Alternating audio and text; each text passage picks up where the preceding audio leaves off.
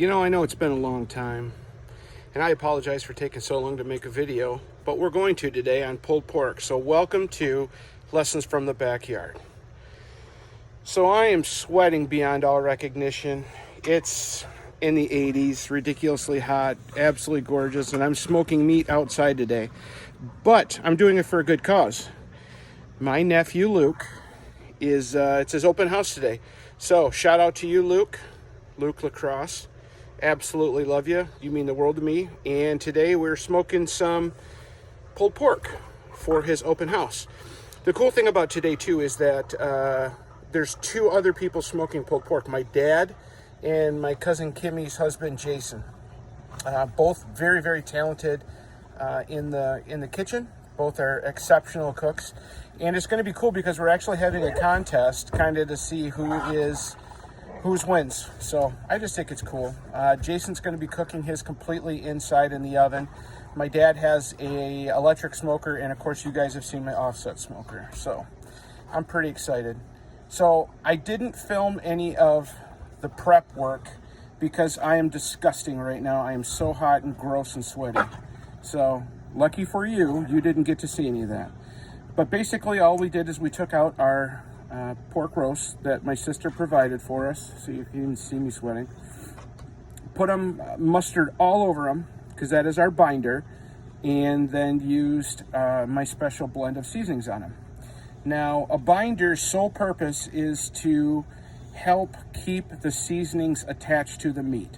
It's very easy for meat to have the seasonings completely slip right off and fall off. So what you want to do is you want to have a binder on there to hold it.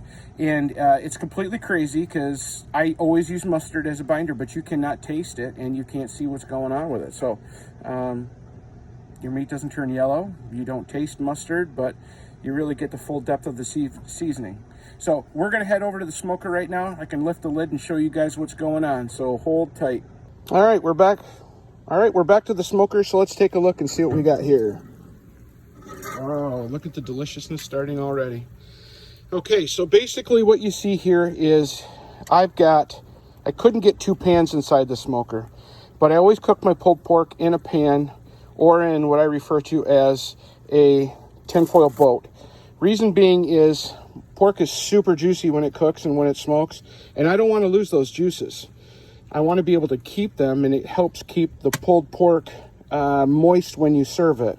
So what I did is I have my seasoning in my binder, the mustard that we talked about earlier on all of the roasts, and I strategically have them placed for reasons. One, I normally wouldn't put this many of them in this type of a pan, but they're all smaller than the big guy.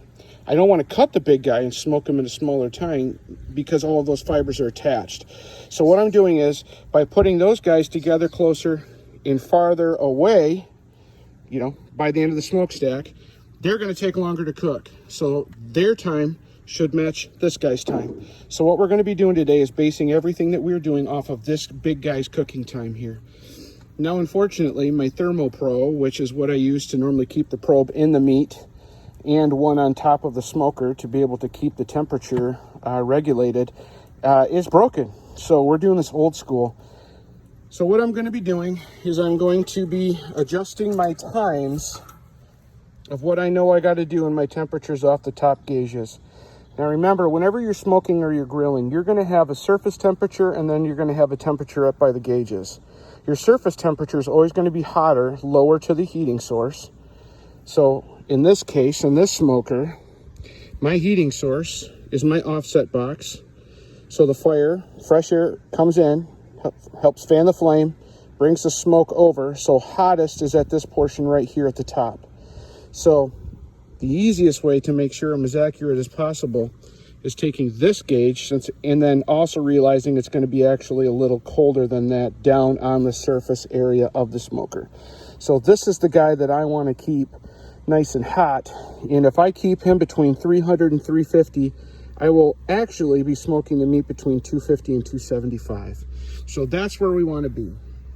So it's a good thing to always remember, and I know you guys have heard me say it before, make sure you know your temperature on your surface. Now, as far as we're concerned in the offset, knowing what the temperature was when we first walked down here, we got to get this bad boy a little hotter. So what we're gonna do is over here, this is where you regulate the amount of airflow that comes in and out of the smoker. So even with this much, it's not a windy day, so we're not getting a lot. It's gonna open up the door and we're gonna let that bad boy get nice and warm. So when I started this, I started with hardwood lump charcoal, and the only reason I use that is to get the fire going, so I don't have to use anything else. Then from there, everything will be cooked on the cherry. That's what I use about 99% of the time as we're smoking. So periodically, I'll be checking back in and showing you guys some more. Okay, we're about an hour into the smoke. And if you take a look here, we're coming along nicely. Things are great. Now what I'm going to do right now is I'm going to wrap these puppies up. Want to be able to make sure that we keep the juice locked up inside, because that will help keep it looking beautiful.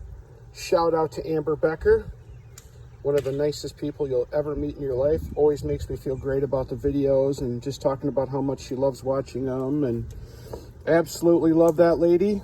So if you see her, give her a big hug when you can do it without being arrested by the law for breaking social distancing rules, of course. But Amber, love you to death.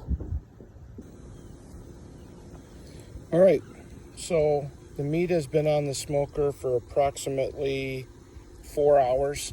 We're sitting right about 155 and we're doing good. So yeah, I'm underneath this beautiful maple tree, sitting in a chair, relaxing, and completely enjoying life. I'm gonna flip the camera around so you can see what I'm looking at. It's a tough one, sure is. Having to sit outside in a beautiful day in the shade on a chair. Look at those gorgeous legs. Monitoring the meat. There's the backyard where all the magic happens. So yeah, we'll check back in a little bit. Okay, all right everybody, I totally suck. I forgot to take the video of pulling it off and pulling it and everything. So, first of all, say hi to cousin Kim. There's Wendy, Emma, and my mom. So I'm going to flip the camera around so you can see a picture of the end result. All right, check it out. There it is. They might want to know how we make this. Nobody cares how you make macaroni and cheese, Mom. You can ignore the woman across the room, people. We're here for the pork. We know what's up. All right, everybody. Hope you have a good weekend.